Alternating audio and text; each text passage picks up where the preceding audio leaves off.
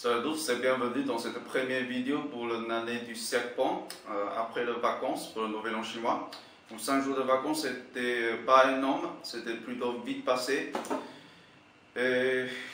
D'abord, je m'excuse pour cette vidéo d'actif après les vacances parce qu'on a du mal à rattraper du boulot, surtout avec Seneo Wang qui est encore absent. Elle est encore en vacances. Donc cette vidéo, on va vous présenter encore une tablette. Bon mais écoutez, en fait pas mal de fournisseurs sont encore en congé à cause de cette Nouvel An chinois. Donc j'ai pas beaucoup de gens d'aller me texter et il me semble que cette tablette là qui s'appelle le Aino Novo 9 Spark 2, c'est le seul choix qui mérite d'être mentionné dans une vidéo. Donc pourquoi pas. Ok, tout d'abord, comme d'habitude, on commence toujours par le packaging. La première chose, c'est que le chargeur et aussi le câble micro USB se séparent dans une autre boîte. Et pour l'info, le chargeur secteur, c'est de la prise DC et c'est directement de Anol. Donc c'est pas un secteur venant d'une autre usine. Voilà. Et pour la boîte de la tablette, je dirais c'est plutôt bien foutu. Première impression, personnellement, j'aime bien cette inscription de modèle sur la face avant. Alors, au dos, on a tout ce qui est des caractéristiques qui mérite d'être mentionné sur la boîte pour faire vendre ces tablettes. Donc voyons ce qui est écrit dessus. Alors tout d'abord on a la dimension, on verra ça plus tard.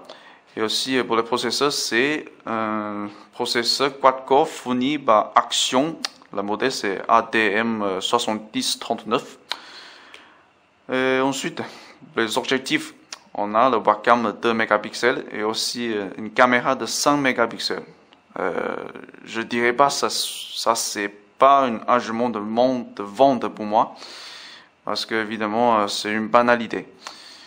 Alors en plus l'écran c'est Retina, en plus la taille tactile c'est 10 points touche et pour la mémoire vive on a 2 Go en DDR3, ça c'est plutôt intéressant.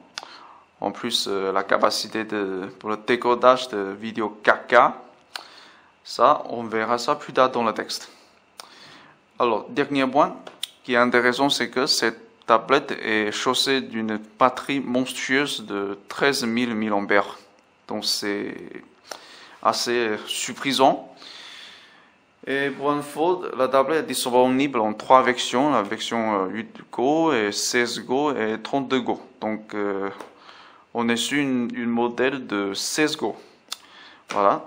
Donc en gros, le packaging, je dirais simple mais assez c'est assez joli ou quoi. Voilà. Donc on ouvre la boîte. On a que la tablette. Et aussi ces nappes pour protéger le contour de la tablette. Ceci est assez épais. Et aussi au fond on a une très mince couche d'éponge pour la protection. Mais pour la face supérieure on n'a pas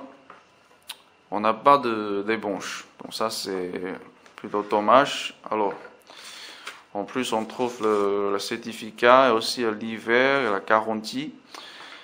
Voilà. Donc, on va mettre tout ça, on va concentrer sur la tablette.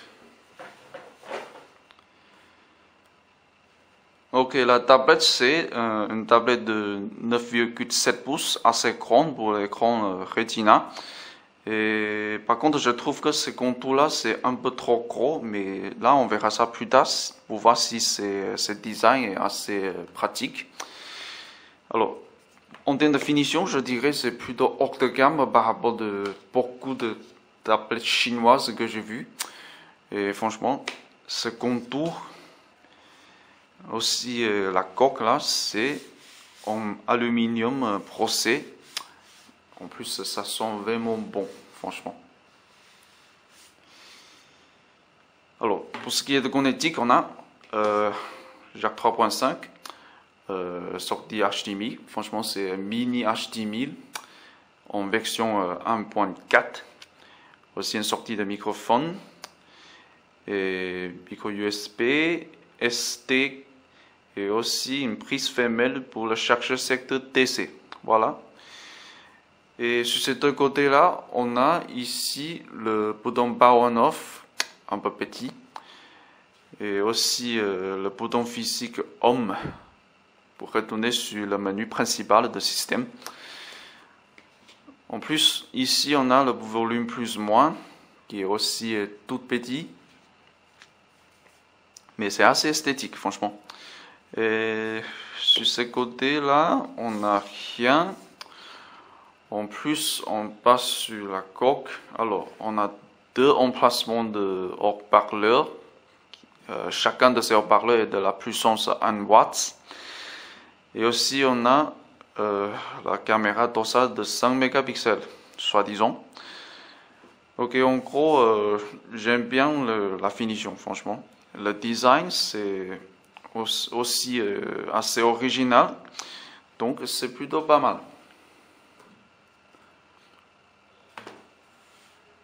Et ensuite, on passe à la dimension.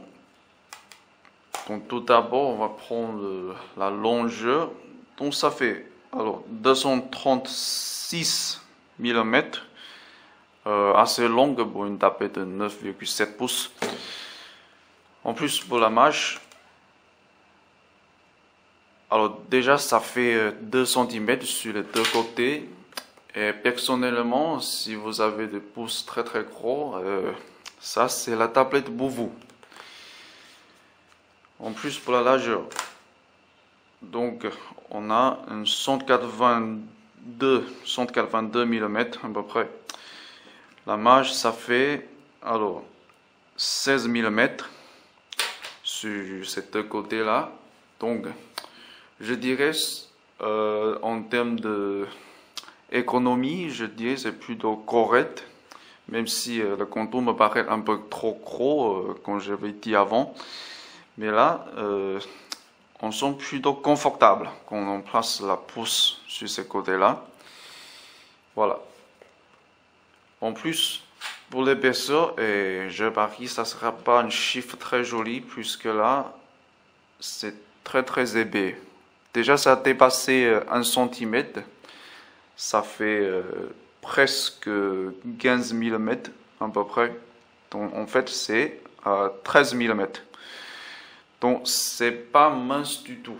Mais rappelons toutefois que c'est une tablette chaussée d'une batterie de 13 000 mAh. Donc ils ont sacrifié l'épaisseur pour une batterie plus grosse. En plus, à cause de cette batterie monstrueuse, la tablette c'est pas du tout léger. Alors vous verrez. Donc c'est 701 grammes. Voilà, 701 grammes. Donc c'est pas du tout léger. Dis donc, on a fait pas mal de compromis en termes de dimension et aussi la boîte pour la batterie. Mais je dirais ça vaut le coup. Et vous verrez plus tard dans ce texte. Bon, mais le système d'exploitation, c'est évidemment Android Jelly Bean, Mega 2.2. Donc, la première impression de l'écran, je dirais, c'est tout ce qu'on attend de pour un écran de Retina, made in China. Donc, tout d'abord, une très belle luminosité et aussi un bon contraste de couleurs. Et le plus important, c'est une belle densité de pixels. Donc au niveau de réactivité, je dirais c'est plutôt acceptable. C'est pas très rapide, franchement. Mais là, il faut rappeler que c'est une tablette Retina, donc le processeur est plutôt cherché pour calculer la graphique, soit 2D, soit 3D. Voilà. Alors, un truc que j'aime bien pour la modification de système, c'est que ce bouton virtuel, pour une chose, ces boutons sont très bien décalés, donc c'est assez esthétique et aussi très très économique. Et aussi, il y a des fonctions très très pratiques comme celle-ci qui vous permettent de faire la capture d'écran instantanément. Voilà. Donc aussi, on a un bouton power on-off, mais là, je trouve c'est plutôt gadget. Donc j'aime bien plutôt ce bouton-là. Et aussi, une chose à mentionner, c'est que à part de Wi-Fi, on a aussi plusieurs moyens pour l'accès à l'Internet. Tout d'abord, cette tablette est compatible avec des adaptateurs Ethernet RG avec des ports RG45. Donc, si jamais vous avez un adaptateur Ethernet, vous pouvez le brancher via ODG à cette porte micro USB là. Ça vous permet d'avoir accès à Internet fixe. Et aussi, à part de Internet fixe, il est aussi compatible avec des dongles 3G. Donc ici, on trouve une liste de dongles 3G qui est compatible avec cette tablette. Donc là, vous voyez, la plupart des modèles de cette dongle-là, ce sont de la marque Huawei ZTE.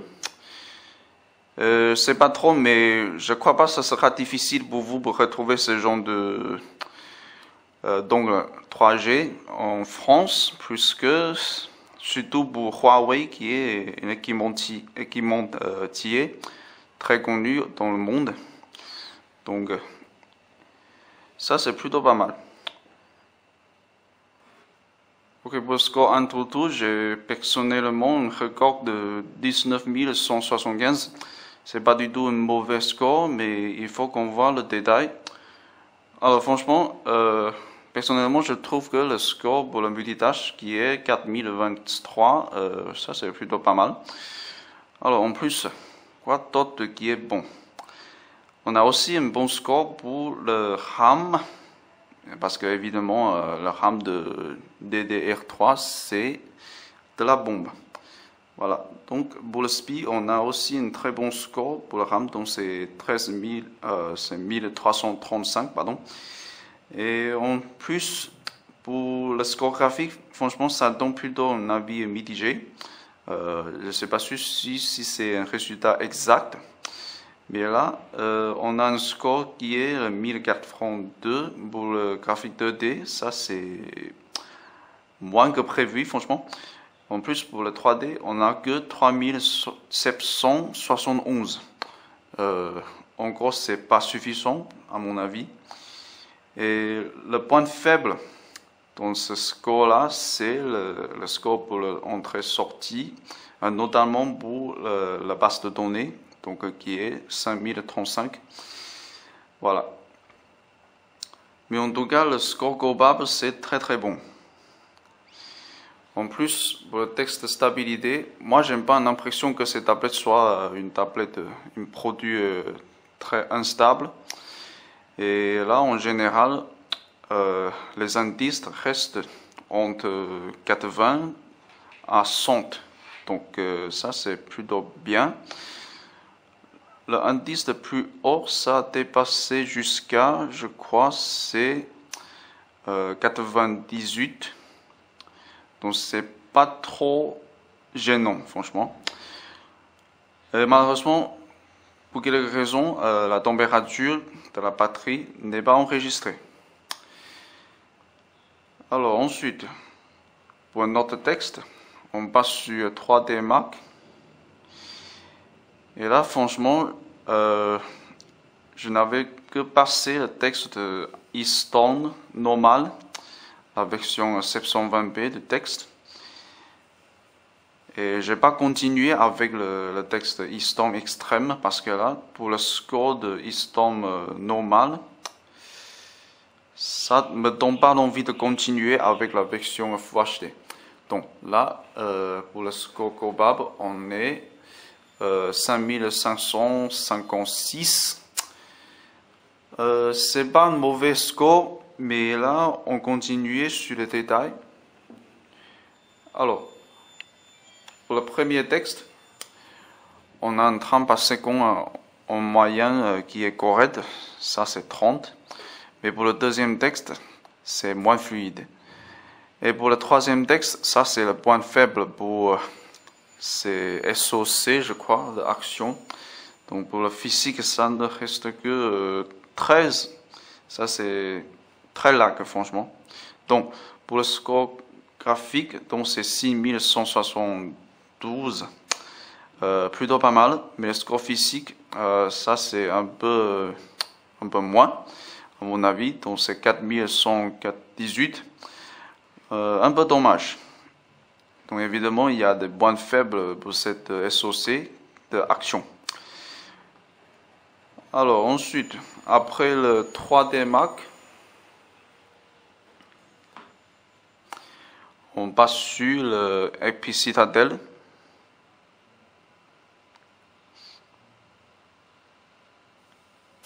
Et on a fait une benchmark sur champ.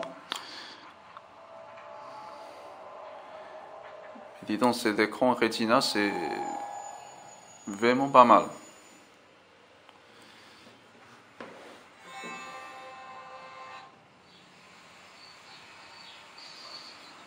Ok, tout d'abord, je dirais le 30 par seconde, c'est pas très vite, c'est pas très haut, franchement. Et là, on va directement faire le benchmark.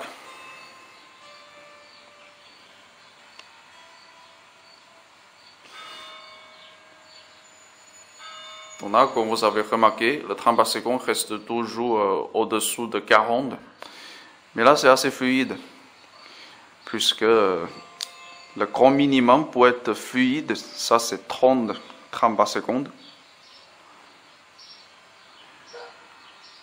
En plus, la présentation de graphique, c'est très très belle. Surtout, je trouve la texture sur cet écran Retina là, ça se rapproche au niveau d'un PC quoi.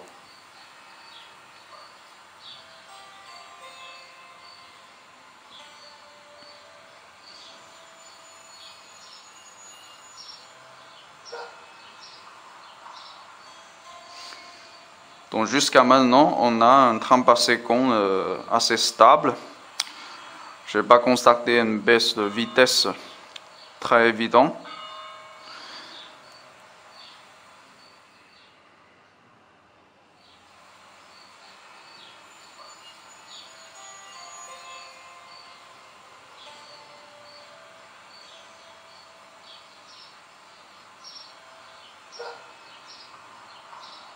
En plus, je dirais la simulation de lumière en HDR, ça c'est vraiment top.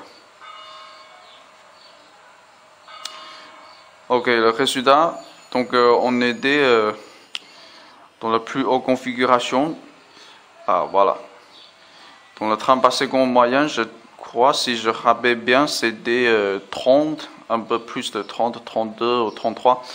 Donc ça c'est plutôt correct. Mais ce que j'aime bien le plus, c'est la constitution de texture. Ça, j'ai pas encore vu chez les autres tablettes, franchement. Ok, ensuite c'est le texte pour la lecture vidéo. Tout d'abord, je vais texter le Full HD. Et franchement, je penserai pas que ça posera de problème pour cette tablette puisque la configuration de cette tablette est une quad-core cadencée à 1.7 GHz. Ça c'est plutôt facile. Alors là, tout d'abord, je vais essayer une vidéo Full HD dans mon greffe USB. Alors, c'est passé ici. Ok. Donc c'est parti. Et pour le texte, on choisit le PS Player, la version gratuite.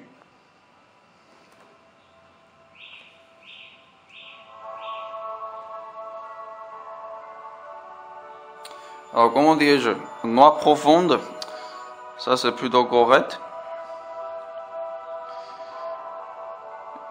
Mais franchement, l'écran c'est un peu sombre. Peut-être on a déjà déchargé pas mal de batterie de la batterie. Et un truc que je kiffe bien, c'est ces deux haut-parleurs de 1 watt en puissant. Le son c'est plutôt pas mal franchement.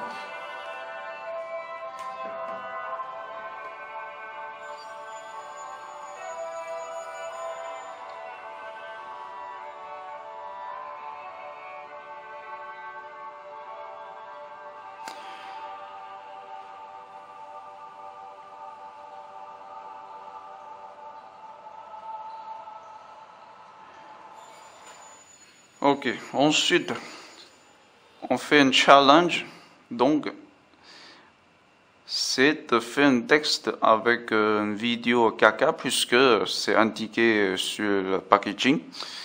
Il est complètement capable de décoder de vidéo caca, donc moi je fais un vidéo caca au format de MP4.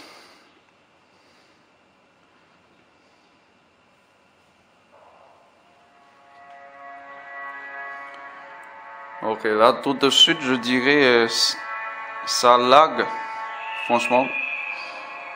En plus, faut pas oublier que la tablette est soi-disant capable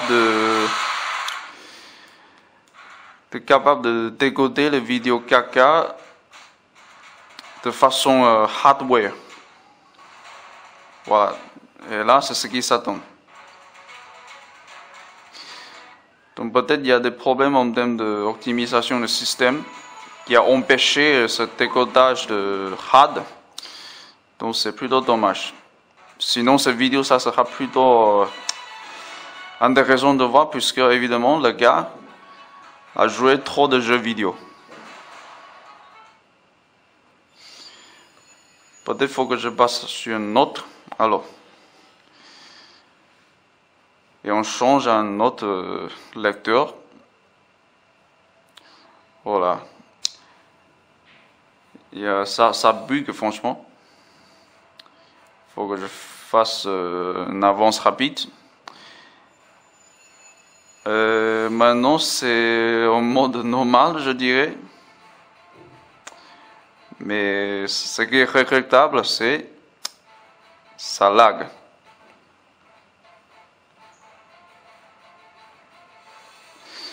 Donc peut-être qu'il faut chercher la solution sur le site officiel de iNoll pour savoir de quoi s'agit-il. Mais de mon côté là, je suis un peu déçu quand même de cette performance.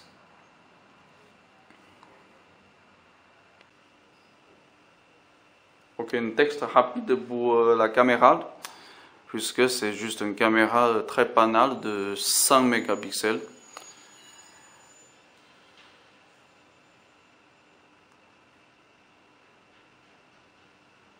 Ok, pour le démarrage de caméra, ça prend déjà 3 ou 4 secondes, un peu long à mon avis.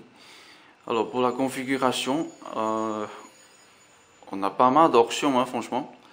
On manque pas d'options.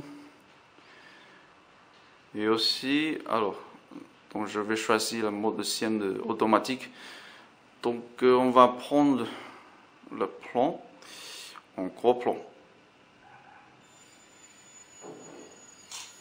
L'enregistrement, ça c'est un peu long. Alors on va prendre une note, c'est facile, je ne vais pas manipuler le focus. Donc évidemment, il n'y a pas d'autofocus. Hein. Ok, celui-ci est pris sans manipuler le focus. Je dirais c'est plutôt correct. Mais là, 5 mégapixels, ça donne ce qu'il peut donner. Voilà. Et celui-ci, le focus est manipulé. Et pardon, c'est activé. Donc je n'ai pas constaté une très grande différence par rapport de cette photo-là. Mais en tout cas, je dirais, une caméra comme ça, c'est pas le point fort, mais c'est plutôt un truc correct. Voilà. Le texte connexion Internet, tout d'abord, on va commencer avec le Wi-Fi. Heureusement, on a finalement un répéteur de signal Wi-Fi dans cette chambre. Donc, sachant qu'on est toujours sur le réseau TT-Work, mais le temps est révolu. Parce que là, on est dans un très haut débit. Alors, ensuite, on va essayer de chercher quelques pages web pour voir, mais comme c'est de la routine, avant ça, il faut éviter le cache et aussi les cookies et tout. Voilà. Donc, je crois que c'est bon maintenant, on peut partir dès que là. Donc, je vais voir avec un site. Ah, on va voir Amazon parce qu'il y a plein de photos, plein d'images à charger.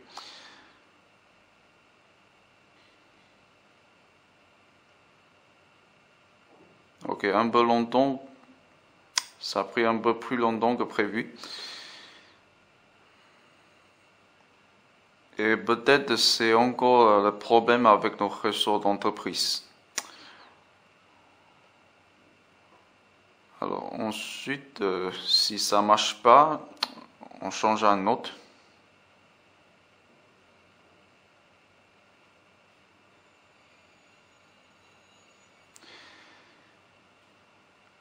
Ah, c'est dommage. Voilà. Yahoo, si ça va pas, c'est un peu bizarre. Et sachant que tous ces genres de sites, c'est un peu chiant de connecter sur ce genre de site depuis la Chine. C'est toujours pareil.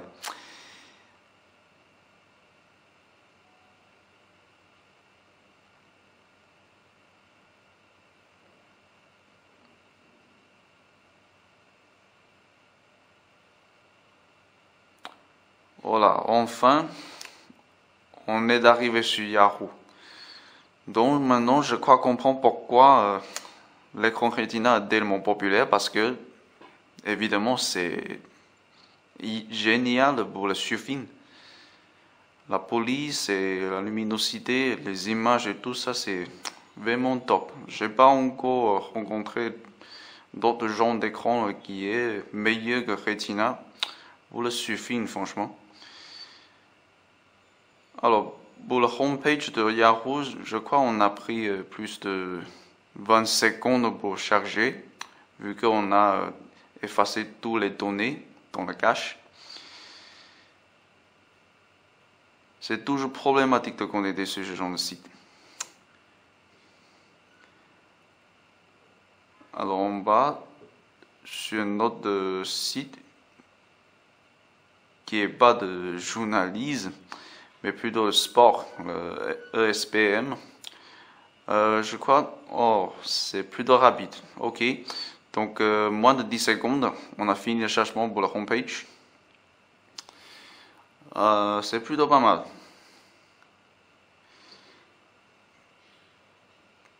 Donc on va essayer avec une vidéo streaming pour voir si c'est possible d'avoir une lecture assez fluide.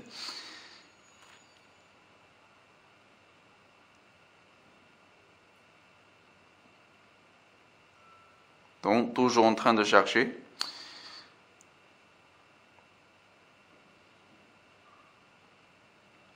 Donc je crois que c'est pas possible depuis notre réseau d'entreprise. Donc, mais en tout cas pour le chargement de web page et aussi pour le surfing, ça c'est vraiment top, surtout cet écran. Moi j'adore. Alors à part de Wi-Fi, on a aussi un autre moyen que j'avais mentionné plus tôt dans ce texte, c'est par un adaptateur de port RG45 avec connexion à un câble de réseau Internet fixe. Donc heureusement, j'ai un port de LEM juste à côté. Et aussi, j'ai emprunté un adaptateur RG45. Donc, il faut le brancher vers un câble OTG. Mais tout ça, ça se fait automatiquement. La reconnaissance de réseau, l'établissement pour l'adresse IP et tout, ça se fait toujours automatiquement. Donc, quand on branche l'adaptateur, il faut aller sur ici et activer le Ethernet. Donc, c'est presque instantanément. Et en plus, en général, vous n'avez pas besoin de configurer l'adresse IP et tout. Ça se fait toujours automatiquement. Ok, donc voilà, là c'est la vitesse de notre bureau en moyenne, franchement. Donc là, on est sur la page web de iKnow. Mais là, j'aimerais voir comment ça se comporte pour un site de vidéo, par exemple. Voilà. J'avais oublié de vous mentionner que le clavier a une réaction bizarre quand vous tapez dessus, comme si c'est un engin d'une voiture.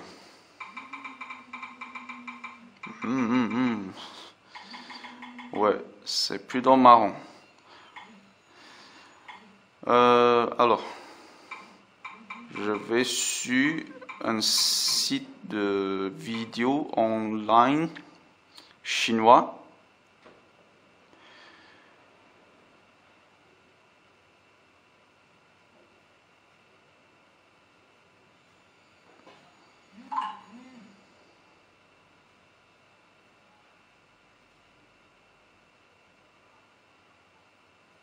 Ah, c'est toujours long pour le chargement.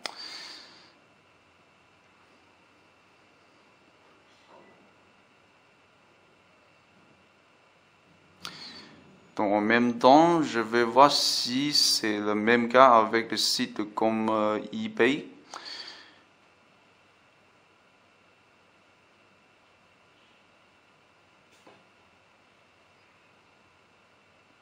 Donc évidemment, pour le site de vidéo, c'est pas possible de plus notre réseau d'entreprise, malheureusement. Mais pour le chargement de page web, c'est sûr ça c'est un débit le plus rassuré que tous les autres moyens sans fil.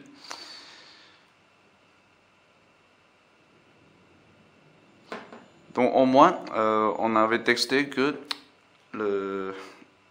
la connexion avec l'adaptateur de Internet fixe, ça marche.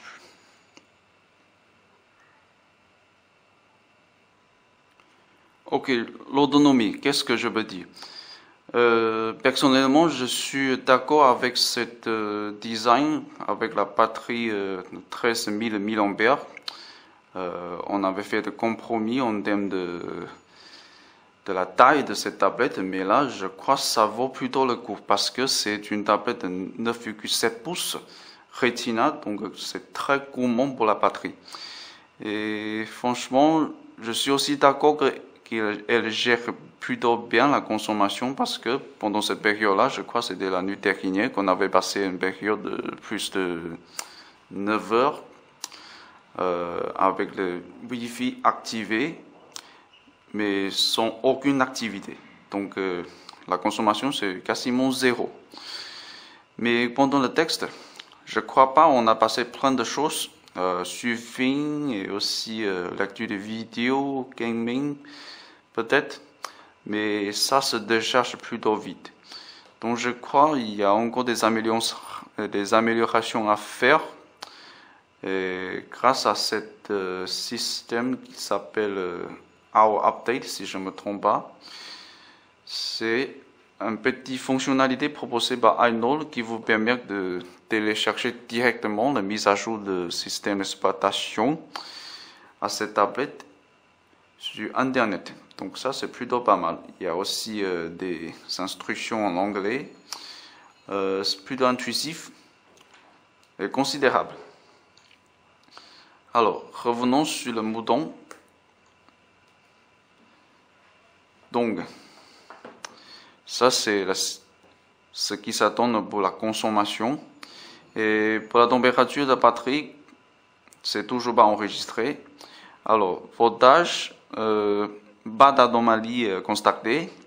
C'était stable quand il n'y avait aucune activité. Alors, qu'est-ce que je vais dire en plus? Vous verrez aussi très bien que pour cette 15 derniers niveaux de la batterie, ça se décharge plutôt vite. Donc j'espère qu'ils vont améliorer ça plutôt dans le futur, mais on verra. Donc dernière partie de notre texte, c'est toujours le texte gaming, mais on va pas faire plusieurs jeux, on va faire juste Need for Speed, afin de mettre en épreuve tout d'abord le capteur de gravité, et aussi pour voir comment ça se comporte pour ce jeu 3D, ce qui est peut-être le plus gourmand que je connais sur Android.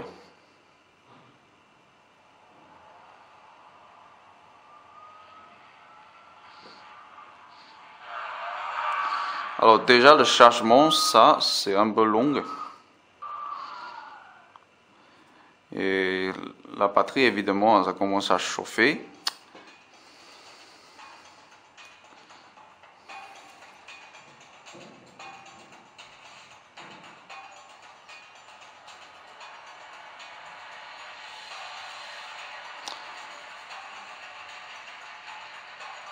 Mais ce que j'aime bien, c'est ces deux haut-parleurs assez puissants qui donnent un son plutôt correct. C'est plutôt bien pour les jeux.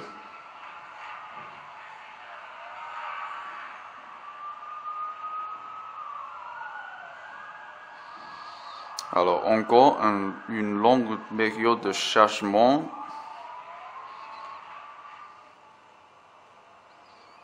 Sachant qu'on n'est plus sur la batterie, on a penché avec le chargeur. Ok, tout d'abord, le 30 par seconde, ça lag franchement.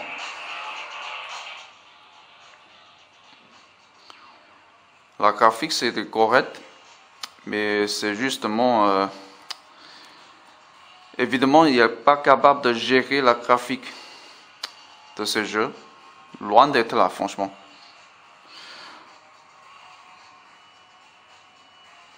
En plus, le capteur de gravité, je le trouve pas très réactif, moyennement. Franchement, c'est pas du top.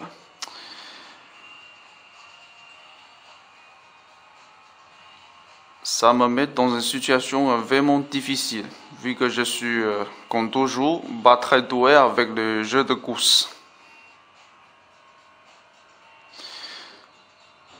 Donc je ne sais pas si c'est le cas dans les autres jeux de course, mais évidemment cette tablette n'est pas encore capable de faire tourner avec essence le jeu Need for Speed. Donc ça conclut notre texte, c'est pas assez complet, mais je vais juste traiter les sujets que je pense qui méritent de mentionner dans mon texte. Et j'avoue que mes vidéos sont toujours longues et je verrai mieux pour réduire la durée de mes vidéos. Donc si jamais vous aimez le contenu de cette vidéo, n'hésitez pas de nous donner un pouce vert. Alors à la prochaine épisode.